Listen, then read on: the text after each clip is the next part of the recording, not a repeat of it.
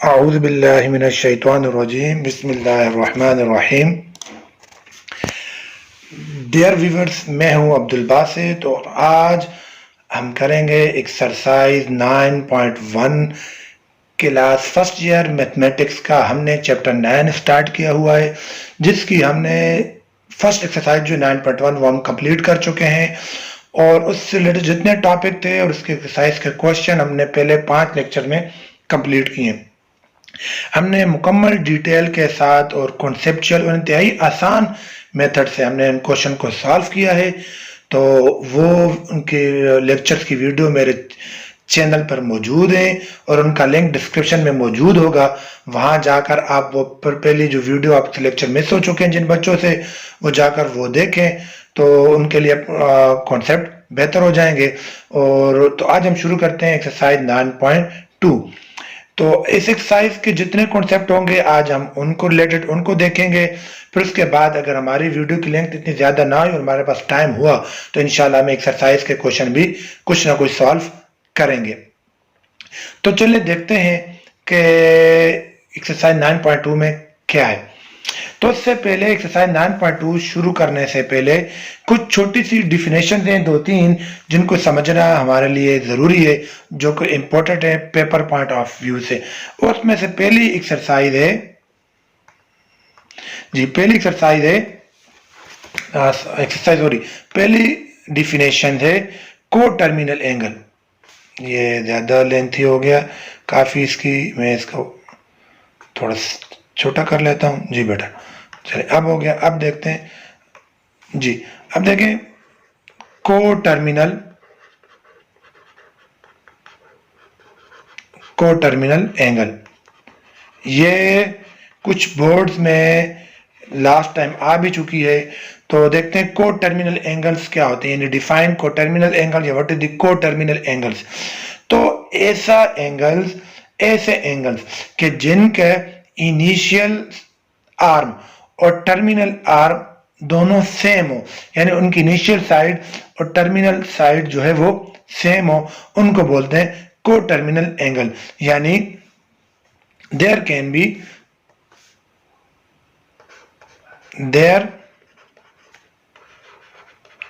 can be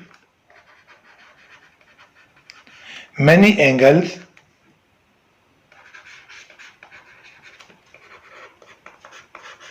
with same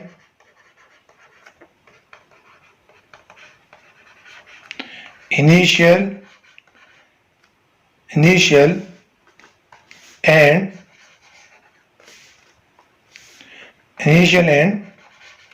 terminal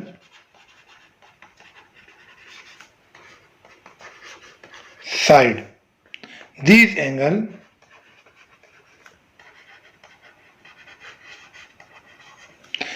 angles are called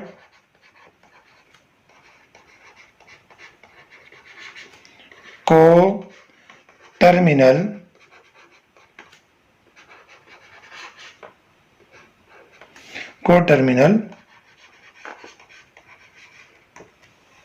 angles. जी बेटा, यानी क्या मतलब हुआ देखें। अब यहां पर देखें कि मैं कहता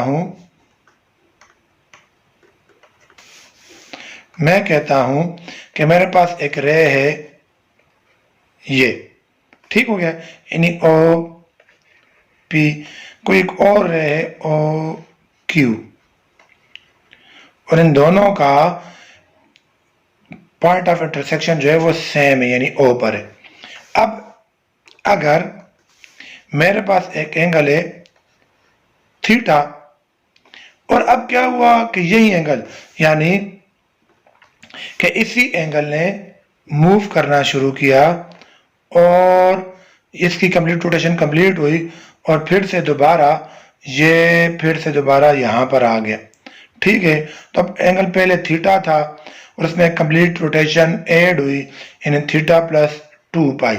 तो अब देखें, अब इस थीटा की भी टर्मिनल इनिशियल आर्म ओपी थी और टर्मिनल आर्म ओ क्यू थी, ठीक है, और इसकी भी इनिशियल आर्म जो है वो ओपी है और टर्मिनल जो है वो ओ क्यू है। तो अब ये दोनों जो एंगल है ना, थीटा और थीटा प्लस 2 के पाई, ये मेरे पास क्या है, को टर्मिनल एंगल है। या फिर ऐसे समझ लें, एक और भी ले लेते हैं, ये देखें, ये अब ये एंगल था थीटा। अच्छा, एक और एंगल जिसने कंप्लीट रोटेशन ऐड की यहां पर आया और फिर एक और चक्कर पूरा किया, फिर यहाँ पर दो रोटेशन रिवोल्यूशन हो गई और फिर आ गया यहाँ पर। तो अब ये एंगल क्या बन रहा है, यानी पहले था थीटा और अब हो गया थीटा प्लस 4 पाई, यानी दो रोटेशन हो तो वन रिवोल्यूशन का 2 पाई एंगल होता है, दूसरे का 2 पाई, तो कितने हो गए 4 पाई। ठीक है, तो अब ये थीटा, थीटा प्लस 2 पाई और थीटा प्लस 4 पाई, ये आपस में कहलाएंगे को टर्मिनल एंगल्स। ठीक है बेटा, अगर ये हम इसको रेस करते हैं और मैं थोड़ा सा आपको मजीद, अगर ये तो रोटेशन थी एंटी क्लॉकवाइज, तो अगर उस सूरत में क्या होगा कि जब हमारे पास ये ले, ये देखें, ये है थीटा और एक और एंगल, यानी ये समझ लें, और अब रोटेशन जो है वो ये हो गया, यानी एक रोटेशन टूटी, और अब रोटेशन जो है वो एंटी क्लॉकवाइज है। तो हमने चैप्टर 9 के स्टार्ट में ये पढ़ा है कि जब रोटेशन जो है वो क्लॉकवाइज हो तो एंगल जो होता है वो नेगेटिव होता है। तो ये मेरे पास क्या आ जाएगा, थीटा माइनस 2 पाई। ऐसे अगर दो चक्कर हो जाए तो थीटा माइनस 4 पाई। तो ये थीटा, थीटा माइनस 2 पाई और थीटा माइनस 4 पाई, ये आपस में कहलाएंगे को टर्मिनल। ठीक हो गया बेटा, ये छोटी सी डिफिनेशन थी कि जिसमें मेरे चाहते कि आपको ये समझा दूं। अच्छा, अब इसके बाद हम आगे बढ़ते हैं, लेकिन उससे पहले मैं थोड़ा सा इसको रेस कर लूं कि मेरे पास ये जगह खाली हो जाए, साफ हो जाए, तो हम आसानी से ये आप अपने पास नोट कर लीजिएगा। ठीक है, और ये को टर्मिनल की डिफिनेशन पेपर में आ चुकी है, तो इसलिए आपने इसको अच्छे से समझना है। जी बेटा, इसके बाद आगे हम देखते हैं कि ट्रिग्नोमेट्रिक फंक्शंस, जो आज हमारा जो मेन टॉपिक है जिसके बारे में पढ़ना है वो क्या है, ट्रिग्नोमेट्रिक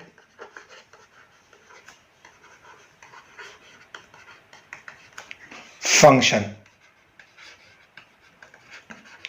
ठीक है बेटा, अब ट्रिग्नोमेट्रिक फंक्शंस क्या होते हैं या ट्रिग्नोमेट्रिक रेशियो जिनको हम नाम दे सकते हैं वो क्या होती हैं, आज उनको देखते हैं और उसके बाद फिर हम एक्सरसाइज की तरफ जाएंगे। तो देखते हैं, लेट सपोज मेरे पास ये एक राइट ट्राइंगल है। ठीक है बेटा, ये एक राइट ट्राइंगल है जिसका राइट एंगल यहां पर बन रहा है। अब ये जो पॉइंट होते हैं ना जहां पर टू लाइन मीट करती हैं, इसको बोलते हैं वर्टेक्स।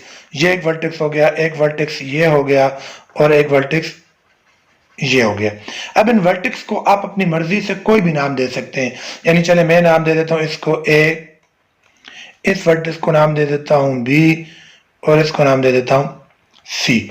ये आप अपनी मर्जी से दे सकते हैं। फिर वर्टेक्स के सामने वाले साइड को जो आपने वर्टेक्स का नाम दे दिया है, यानी ए वर्टेक्स के सामने ए साइड, बी वर्टेक्स के सामने बी साइड और सी वर्टेक्स के सामने सी साइड इस्तेमाल आ जाएगा। और ये जो यहाँ पर एंगल बने इसको मैं नाम देता हूँ थीटा। अब ये इस राइट ट्राइंगल में जो 90 जो थीटा के अपोजिट साइड है, थीटा के अपोजिट और 90 डिग्री के वर्टिकल फॉर्म में जो साइड है उसको बोलते हैं परपेंडिकुलर। उसको क्या बोलते हैं, परपेंडिकुलर। ये मेरा परपेंडिकुलर है। ठीक है, और इसको ऑपोजिट भी बोल सकते हैं, ऑपोजिट साइड। ऐसे ही 90 डिग्री के ऑपोजिट यानी 90 डिग्री के सामने, यानी जहां पे 90 डिग्री का एंगल बन रहा होगा ना राइट एंगल, उसके सामने जो साइड होता है उसको बोलते हैं हाइपोटेन्यूस, हाइपोटेन्यूज या हाइपोटेनियस, जैसे भी आप इसको एब्रिविएशन करना चाहें, प्रोनाउंसिएशन इसकी हाइपोटेनियस। ठीक हो गया बेटा। और फिर जो थर्ड साइड है उसको बोलते हैं बेस, बेस या एडजेसेंट। ठीक हो गया। परपेंडिकुलर, हाइपोटेन्यूज और बेस, ये आपने याद रखना है। अब इन्हीं को देखकर हम अपने ट्रिग्नोमेट्रिक फंक्शन को डिफाइन करेंगे। ठीक है बेटा। अच्छा, अब यहां से अगर आप नोट करें तो इस ट्रायंगल से ना मेरे पास 6 रेशो आ सकती है, यानी मैं 6 रेशो फॉर्म कर सकते हैं। हम लिख देते हैं वी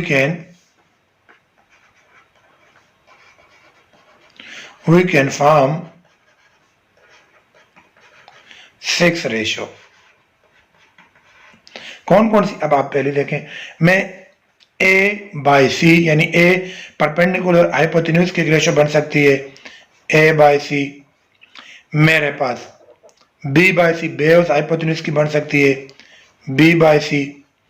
मेरे पास परपेंडिकुलर और बेस की बन सकती है यानी ए बाई बी। मेरे पास हाइपोटेन्यूज बाय परपेंडिकुलर यानी सी बाय ए। मेरे पास ये भी बन सकती है सी बाय बी, और मेरे पास बी बाय ए। ये टोटल 6 यानी रेशो बन रही। अब इन्हीं 6 रेशो को ना हम नाम दे देते हैं, और जो नाम देंगे ना वो हमारे पास कहलाएगा ट्रिग्नोमेट्रिक रेशो या ट्रिग्नोमेट्रिक फंक्शन। इन रेशो को याद रखें। कोई आपसे पूछ ले कि ट्रिग्नोमेट्रिक फंक्शन क्या होते हैं, तो ये जो 6 रेशो है ना इनको हम कहते हैं ट्रिग्नोमेट्रिक रेशो या ट्रिग्नोमेट्रिक फंक्शन। अब इनको हम नाम देते हैं और हम समझते हैं कि तो टोटल कितनी रेशो हो गई 6। अब वो 6 कौन कौन सी है मैं उनको यहां पे मेंशन कर लेता हूं जी। तो इसमें से पहली साइन, कोसाइन, टेंजेंट, कोटेंजेंट,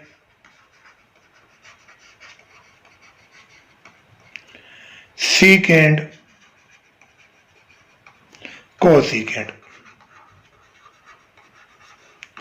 ये यानी साइन, ये 6 जो है ना, ये 6 ये हो गई, यानी इन 6 रेशो को मैंने ये नाम दे दिए। अब देखते हैं कौन सी रेशो साइन किसके इक्वल है, कोसाइन किसके इक्वल है, इनको देखते हैं। अब ये जो पहली मैंने लिखी हुई ना ए बाई सी, ये साइन है, बी बाई सी कोसाइन है, ए बाई बी टेंजेंट है। तो इनको थोड़ा सा डिटेल में समझते हैं कि हम इनको कैसे याद रखेंगे। तो इसके लिए बहुत ही एक आसान सा पहले मैं आपको समझा देता हूं, फिर उसके बाद हम करेंगे। देखें पहली यानी साइन थीटा, थीटा क्यों, यहाँ पे एंगल, जो एंगल होगा वो यानी इन दो रेशो के दरमियान में जो एंगल है वो, ऐसे परपेंडिकुलर हाइपोटेन्यूज के दरमियान में जो एंगल है वो, बेस और हाइपोटेन्यूज के दरमियान में जो एंगल बन रहा है वो। तो अब इधर हमारे पास थीटा नाम दिया हुआ है, तो sine theta is equal to किसके इक्वल होता है, परपेंडिकुलर अवर हाइपोटेन्यूज। अब परपेंडिकुलर मेरे पास क्या है ए, और हाइपोटेन्यूज मेरे पास क्या है सी। ठीक हो बेटा। ऐसे cos theta is equal to base over hypotenuse, यानी base over hypotenuse.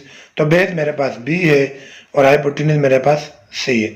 Next tan theta is equal to perpendicular over base. Perpendicular मेरे पास क्या है ए, और बेस मेरे पास क्या है बी। ये तीन हो गई। ये जो बाकी तीन है ना, कोटेंजेंट, सीकेंड, कोसीकेंड, ये इन तीनों के उलट है। यानी आप हम ऐसे कर लेते हैं, सॉरी जी बेटा, ऐसे कर लेते हैं कि ये इसके बाद कोटेंजेंट, यानी टेंजेंट को उलट दूं तो कोटेंजेंट आ जाएगा। कोटेंजेंट इज इक्वल टू, यानी इसको ना इस टेंजेंट को उलट दें। ये क्या है, परपेंडिकुलर और बेस, तो आप क्या कर दो, बेस अवर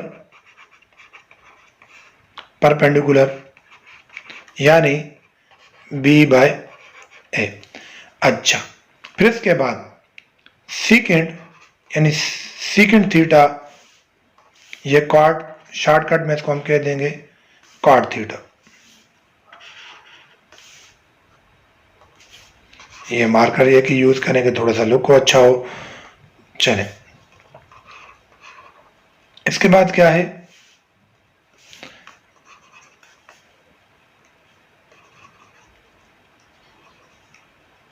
जी इसके बाद है बेटा सीकेंट थीटा।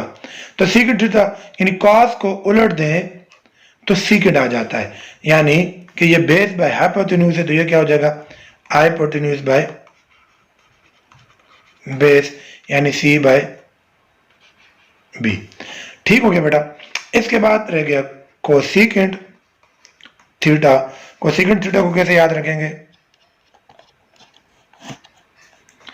साइन को उलट दें तो कोसेकेंट आ जाता है। तो साइन क्या था, परपेंडिकुलर हाइपोटेन्यूज, तो ये क्या हो जाएगा हाइपोटेन्यूज बाय परपेंडिकुलर। ठीक है बेटा, तो यानी कि सी बाय ए। ये 6 ट्रिग्नोमेट्रिक रेशियो हमारी पूरी हो गई। अब मैं आपको एक इंतहाई आसान सा तरीके बताता हूं इसको याद रखने का। 2 तरीके बताऊंगा दोनों, एक है देसी यानी जुगाड़ू तरीका और एक है मम्मी डैडी वाला। जो आप याद करना चाहें, जो आपको आसान लगे, आप उस तरीके से ये इसको याद कर सकते हैं। अब कैसे याद रखेंगे वो देखें। ये जो तीनों है ना, यानी जिनको मैं अभी हाईलाइट कर रहा हूं, यानी कॉट उलट है टेन का, सीकेंट उलट है कॉस का, कोसेकेंट उलट है साइन का, ये तो आपको याद हो जाएंगी। अगर यानी मेन जो है ना, आपने इन तीनों को याद, ये और ये याद रखें, यानी इन तीनों को याद रखें, साइन कॉस टेन को, तो बाकी 3 आसानी से याद हो जाती है। तो इन तीनों को कैसे याद रखना है वो देखते हैं, लेकिन इससे पहले मैं थोड़ा सी जगह अपने लिए खाली कर लूँ, रेस कर लेते हैं। ये हो जाएगा,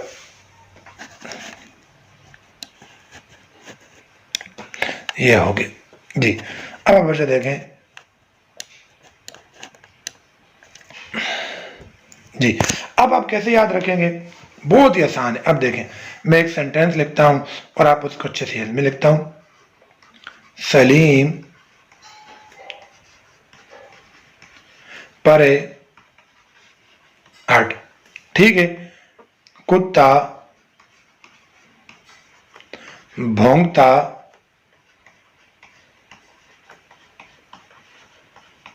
है। ट्रेन पर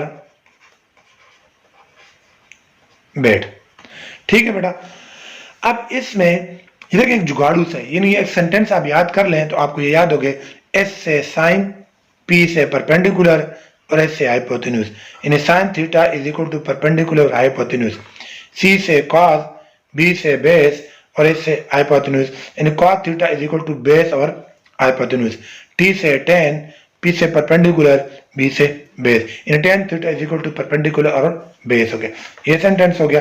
एक और सेंटेंस जो मैं आपको अभी बताने लगा हूं, वो यानी some people have curly brown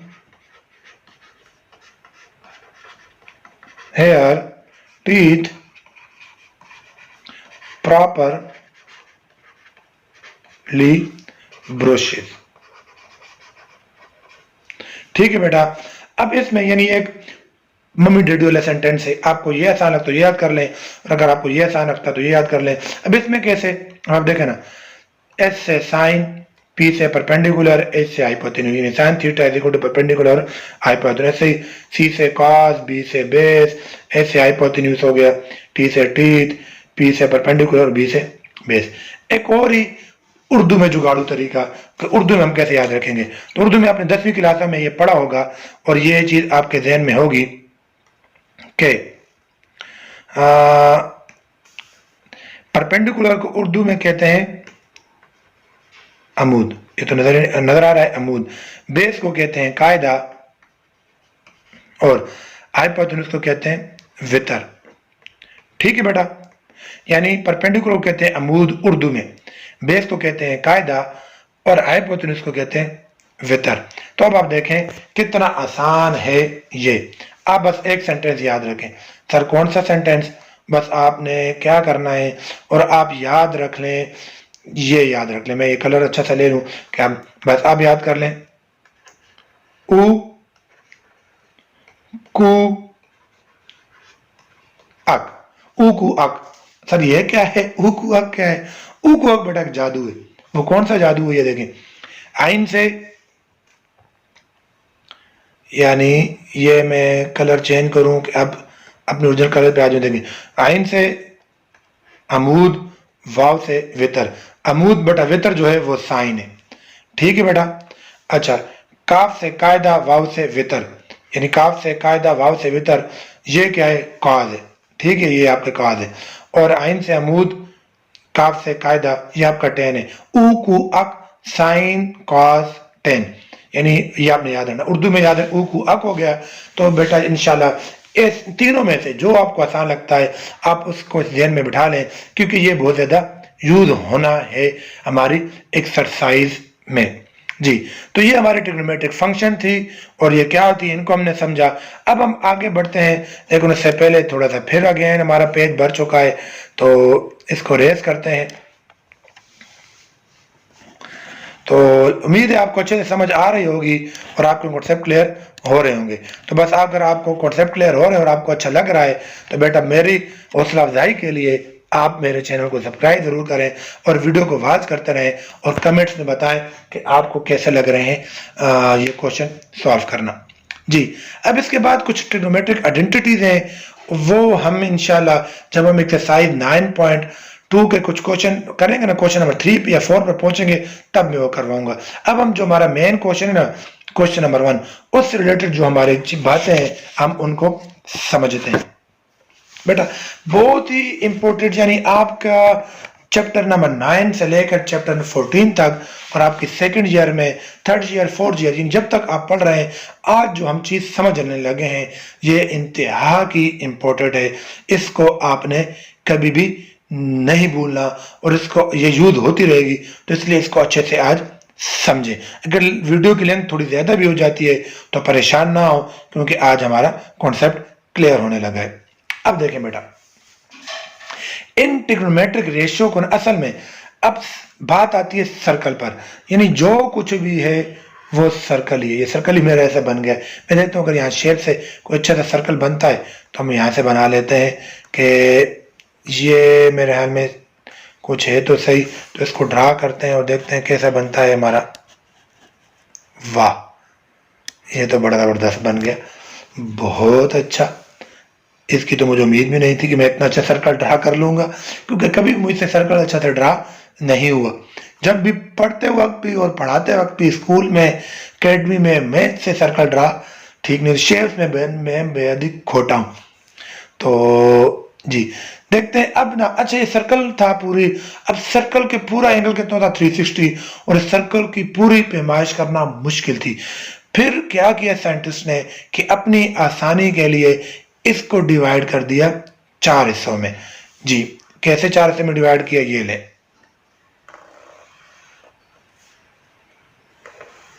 ये 4 हिस्से में डिवाइड हो गया। अब ये 4 हिस्से में डिवाइड हुआ तो इसको, यानी यहां से ले, जब 4 में डिवाइड हुआ ना, तो सर्कल का टोटल एंगल कितना होता? 360।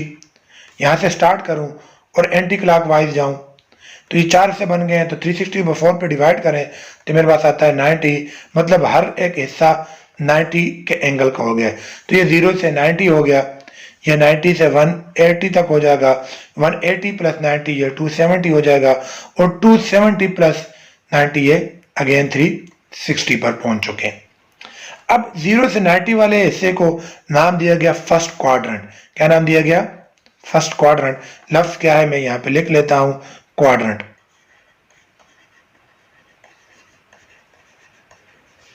क्वाड्रेंट्स, ठीक है।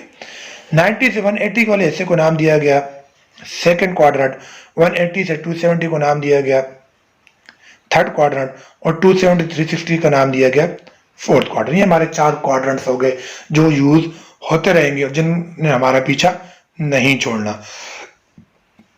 जी, अब देखें बेटा, 0 से 90 तक जितनी 6 की 6 ट्रिग्नोमेट्रिक रेशियो जो है ना, 6 की 6 ट्रिग्नोमेट्रिक रेशियो 0 से 90 के दरमियान में पॉजिटिव होती है। यानी यहां पर हम लिख लेते हैं, मैं लिख लेता हूं ऑल पॉजिटिव, ऑल पॉजिटिव, यानी 0 से 90 के दरमियान साइन 0 से 90 हम लिखें साइन 180, कॉस 76, 1089, ठीक है। यानी जो भी आप लिखे ना, तो उस पे आपका कैलकुलेटर आपको इन ट्रिग्नोमेट्रिक रेशियो का आंसर पॉजिटिव ही देगा। अच्छा, इसके बाद 90 से 180 सेकंड क्वार्टर में जब पहुंचे तो यहां पर साइन और साइन का जो उलट है क्या है, कोसाइन, यानी कोसिकेंट थीटा। साइन थीटा और कोसिकेंट थीटा ये दोनों सिर्फ पॉजिटिव हैं, बाकी सारे क्या हैं, नेगेटिव हैं। पॉजिटिव का मतलब ये ग्रेटर देन 0 है, यानी ये दो पॉजिटिव हैं, ग्रेटर देन 0, ये 90 से 180 के दरमियान। अब लिखें साइन 120 तो आंसर कैलकुलेटर देगा पॉजिटिव, लेकिन अगर आप लिखें ना कॉस 120 तो आपके पास कैलकुलेटर में आंसर आएगा नेगेटिव। ऐसे ही लेट सपोज अगर आप लिखते हैं कोसिकेंट 150 तो कोसिकेंट 150 का आंसर आपके पास कैलकुलेटर में आएगा पॉजिटिव, लेकिन अगर आप लिखते हैं tan 150 तो कैलकुलेटर में आप चेक कर लें अपनी तसल्ली के लिए कि आपके पास आंसर आएगा नेगेटिव। यानी 90 से 180 के दरमियान में ये इन दो की वैल्यू पॉजिटिव होती है, बाकी सारी नेगेटिव होती हैं। जब थर्ड पर पहुंचे तो यहां पर tan थीटा और tan थीटा का उलट क्या है, कॉट थीटा, ये क्या है, पॉजिटिव है। ठीक है बेटा, यानी tan और कॉट 180 से 270 के दरमियान, यानी 180 से ऊपर जाएं और 270 से पीछे आए तो यहां पर tan और कॉट की वैल्यू पॉजिटिव आएगी। नहीं, आप फॉर एग्जांपल कैलकुलेटर में आप लिखें tan 200 तो आंसर आएगा पॉजिटिव। लेकिन अगर इसके अलावा बाकी जो चार हैं साइन, कॉस, सीकेंट, कोसिकेंट, आप लिखें सीकेंट 200, कॉस 200, साइन 200 कैलकुलेटर में और चेक करें तो आपके पास आंसर नेगेटिव आएगा, लेकिन tan और कॉट का पॉजिटिव आएगा 180 और 270 के दरमियान में। फिर 270 से 360 के दरमियान में चौथे क्वाड्रेंट में कॉस थीटा और कॉस थीटा का जो उलट है सीकेंट थीटा, ये पॉजिटिव होते हैं। इसके अलावा जो बाकी चार हैं वो नेगेटिव होते हैं। ठीक हो गया बेटा।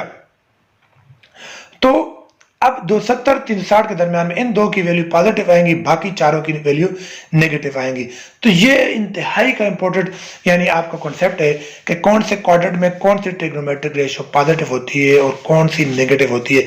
इसको भी याद रखने का मैं एक इंतहाई आसान सा सेंटेंस आपको बताता हूं, आप उसको याद कर लें। आपने कैसे याद करना है, यहां पर आप अपने पास नोट कर लेते हैं। हम लिखते हैं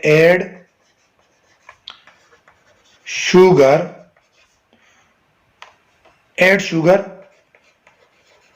टू कॉफी, यानी 2 कर लेते हैं, चले टी जे ले बेटा, एड शुगर टू कॉफी, यानी अब ए से आल, ठीक है बेटा,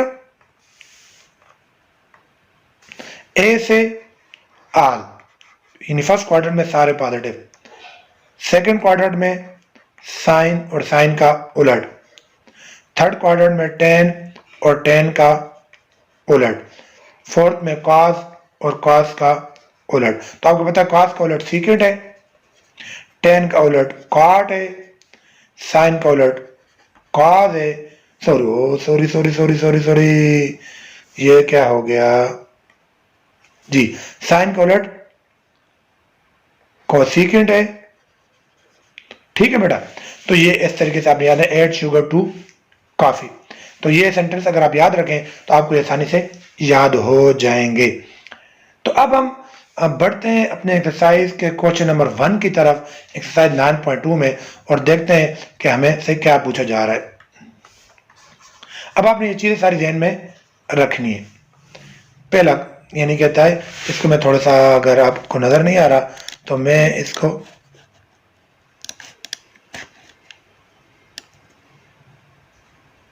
अब वाजे हो चुका होगा।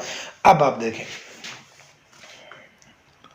कहता है फाइंड द साइन इस क्वेश्चन पढ़ लेते हैं। कहता है find the sine of the following, यानी इनके साइन बताएं। तो साइन हम बता सकते हैं ना, साइन 160 कौन से क्वाड्रेंट में आ रहा है, 90 से आगे 180 से पीछे सेकंड क्वाड्रेंट में आ रहा है, और सेकंड क्वाड्रेंट में हमने कहा है कि साइन और कोसेकेंट पॉजिटिव होते हैं, तो ये क्या आ जाएगा,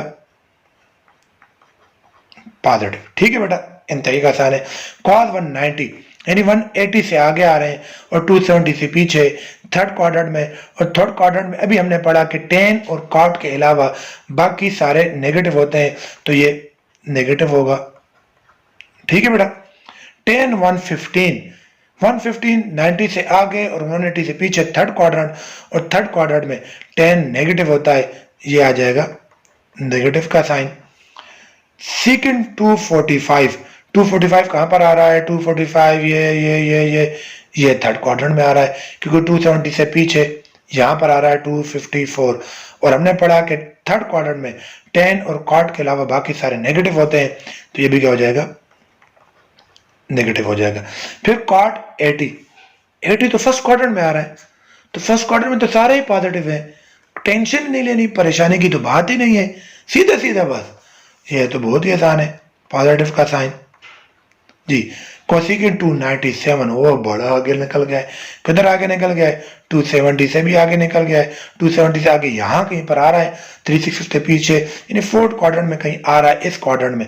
तो इस क्वाड्रेंट में हमने पढ़ा कि कॉस और सेकंड के अलावा बाकी सारे निकम्मे हैं, बाकी सारे नेगेटिव हैं, तो बस ये क्या आ जाएगा, नेगेटिव आ जाएगा। ठीक है बेटा, तो इस तरीके से हमने क्या नाम है आज का क्वेश्चन नंबर 1 कंप्लीट किया।